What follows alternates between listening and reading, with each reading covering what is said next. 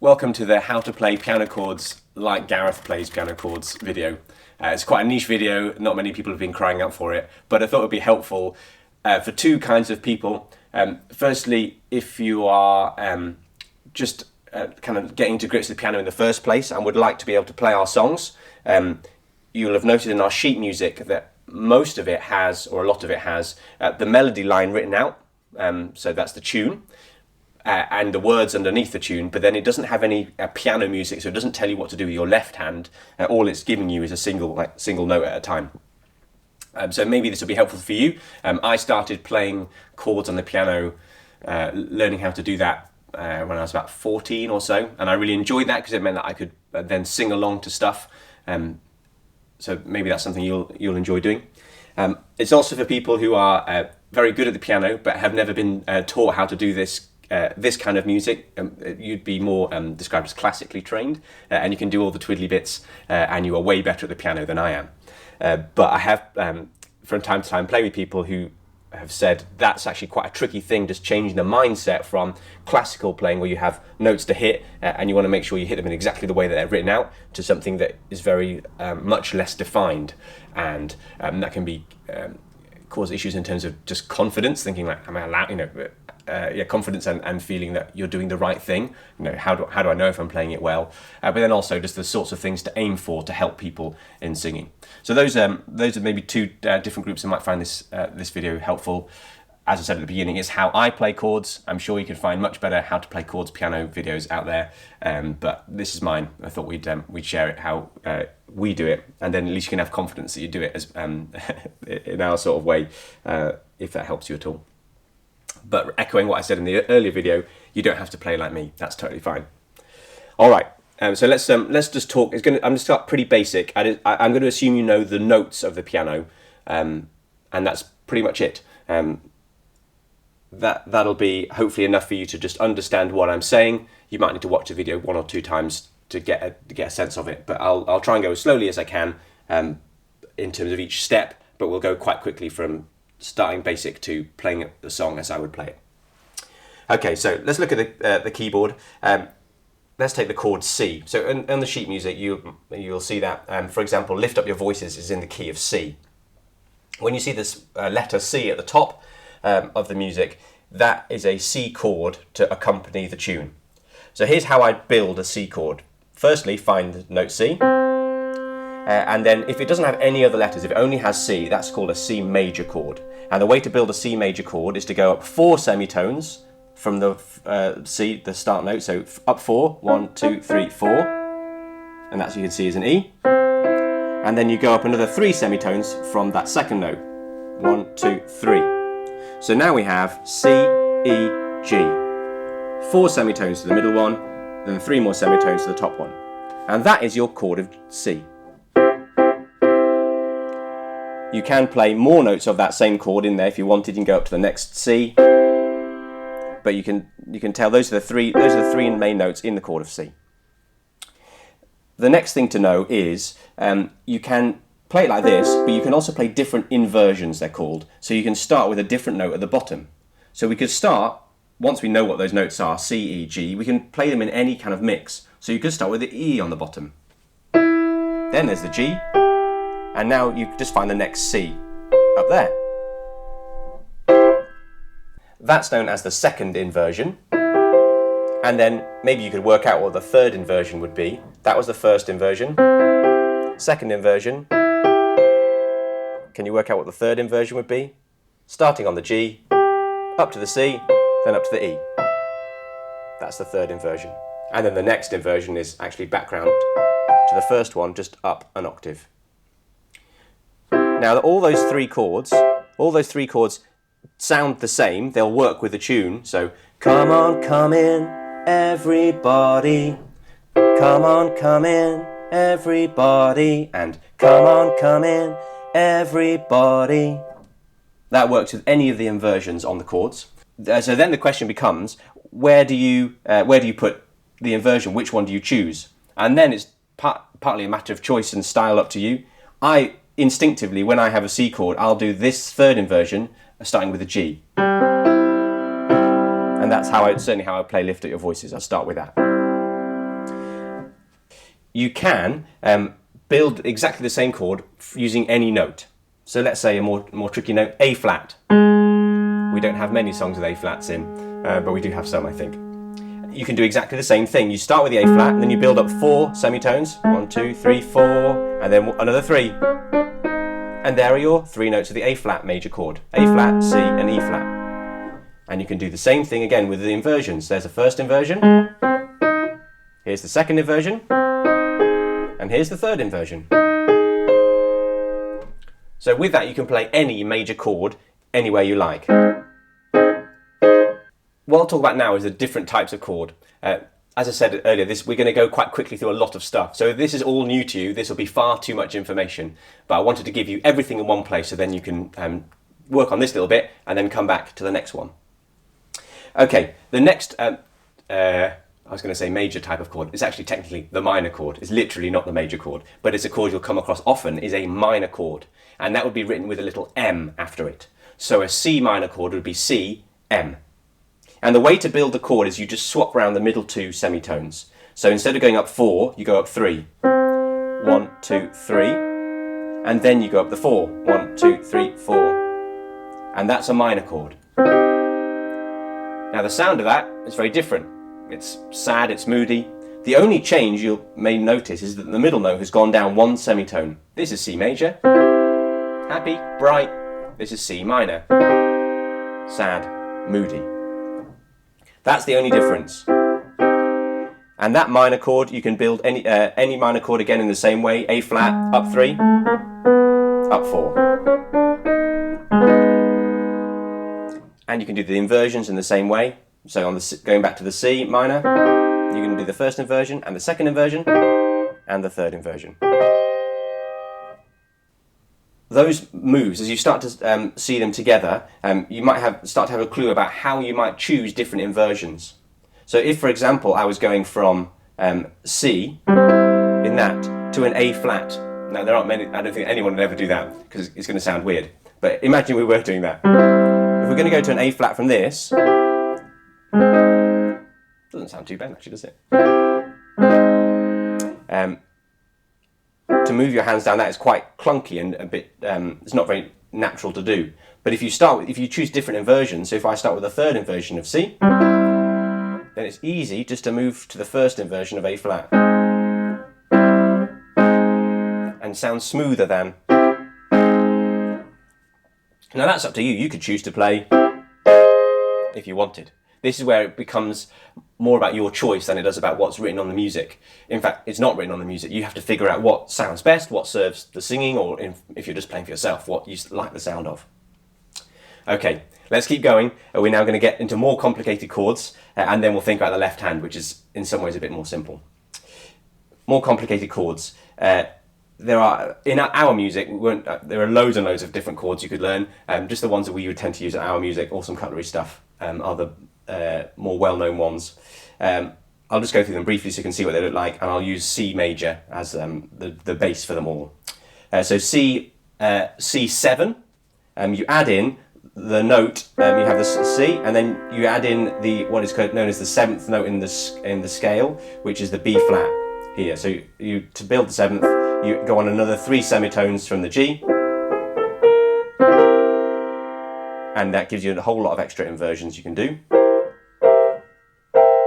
Again, same sound, but hand in a different position. So that's a 7, and you can apply that to any other chord. Another chord we use quite often is a suspended chord, and that means lifting up the middle note. So instead of going down to a minor, you lift up the middle note 1 semitone. That's a C, to make it a C sus. And that's a really nice chord. It's a suspended chord, and it makes you feel like it wants to go somewhere else. And we'll have that quite often before going into a chorus, for example. That's a suspended chord, and I think that's most of the chords that we'll have. I'll just show you them very briefly if there are others that we've put in there and I've forgotten about. A add 2 or a C2 has the second note of the scale, which is this note, the D. So you go, it's the mid note between the first and the third note. That's quite a nice. a nice chord that I like using and probably overuse, many would say. That's the second. I think that's most of the chords that we'd use. You can do those in major or in minor. So let's use the C minor. You can also play a second in that. And you can also do a minor seventh, which I think is a really lovely chord. That's how chords are built. And right now you might be thinking, oh yeah, I can do that. I can get on with it. You might be thinking, oh, that's a lot to get my fingers round. Don't worry about it. You can have a play with it. And the final thing I'd say on those is you don't necessarily need to play even all of the notes in the chord.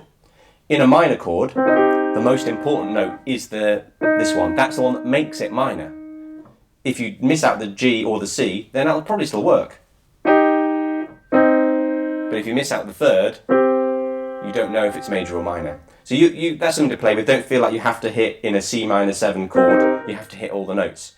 You might think, oh, do you know what? Those three will work fine, especially when I've got my bass note in, which we're going to move on to right now. That's the right hand of chord playing. And now on to the left hand. And this is more straightforward. Again, this is how I play left hand. I play left hand pretty basically. And the way I do that is pick the note that we've got. So in C, I just play C in the left hand. And almost always, although, and also depends on how far your fingers can reach, I will tend to double up and do the octave notes like this with my left hand. And so a C chord, using this inversion that's my favourite one, I'll play that. And that will be the start of Lift Up Your Voices. Come on, come in, everybody. If you find that a bit tricky, or you don't like the sound of it, it's too heavy, you can just go a single note. It's up to you which one. You could go all the way down the bottom, you could stay up here, it's a bit lighter. You could, of course, go even higher if you wanted. Then it sounds very different, doesn't it? And creates a different texture, which might help people sing, or at least might change the move from one verse to another. Now that's the right hand and left hand together. The final question is, what do you do? You could just hold it, obviously, but if you want to do something a bit more than that, what do you do? The basic way that I would play songs is have some sort of reasonably simple pattern between right hand and left hand. The classic Awesome Cutlery pattern for quite a lot of our songs is this.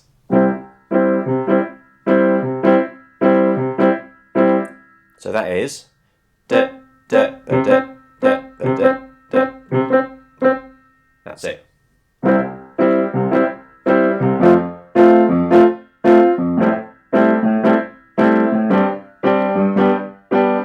Now that's just one pattern. You can try lots of different ones, and in the specific song, how to play a specific song, I'll show you one or two patterns that I would use. But this is kind of limited to you by your imagination. Whatever you want to do, you can do. In terms of my advice would be aim to be simple first, then build up to more complicated.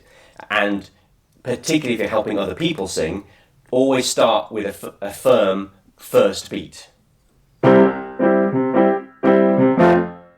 You could do something different, but people will probably find it quite tricky to sing along to, so I wouldn't advise that. As you may have noticed, I couldn't even play it like that, so if you can, kudos to you. Finding a suitable pattern, and then probably a simple way to do that is find one pattern for the verse, and maybe a different one for the chorus. I won't give you more examples now. Play around with them, right hand and left hand.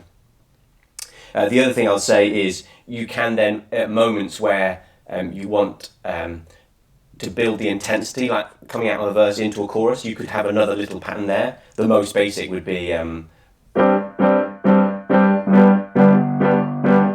just hitting every note. You can double.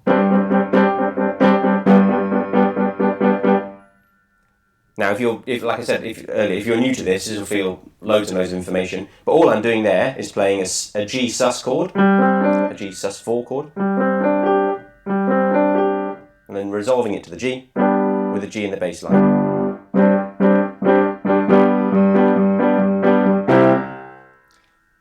This is just hopefully enough to get you started in terms of thinking how to do that. Sometimes you'll see in our music a different pattern where the chord is different to the bass note. For example, you'll see the letters C stroke E. And what that means is a C in the right hand, the chord, but then instead of a C in the bass, it's an E in the bass. Can you hear that? C chord, E in the bass.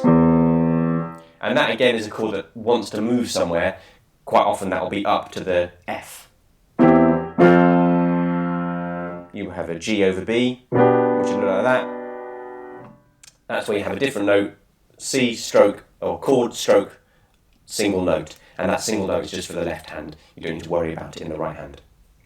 One question you might have then is, hang on, if I'm playing the chords, how do I also play the tune? Because I haven't got that many fingers. My answer to that is, I don't often play the tune. I almost always just play the chords, and I'm effectively playing the piano like a guitar rather than like a piano.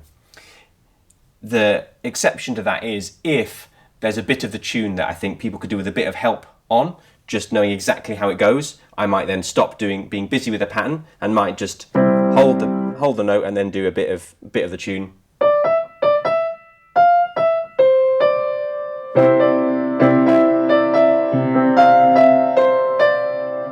If that's useful. But again, that's up to you judging the mood and what people are managing with. One of the really important thing, if you've got a pedal on your piano or keyboard, the only pedal I ever use, because I'm not a proper piano player, is the right hand pedal, and that's called the sustain pedal. That is generally useful to use. The difference it makes is, you may have figured this out already by experimenting, is if you have it held, if you don't have it held down, the chord stops as soon as you take your fingers off the keys. But if I do then press the pedal down, right foot, I'm holding the pedal down now, play the chord, take my fingers off, it still hangs around. It fills out the sound, it makes it really nice to play. The thing you need to avoid is then having the pedal all the time, because it gets quite mushy, particularly if you're changing chords. It's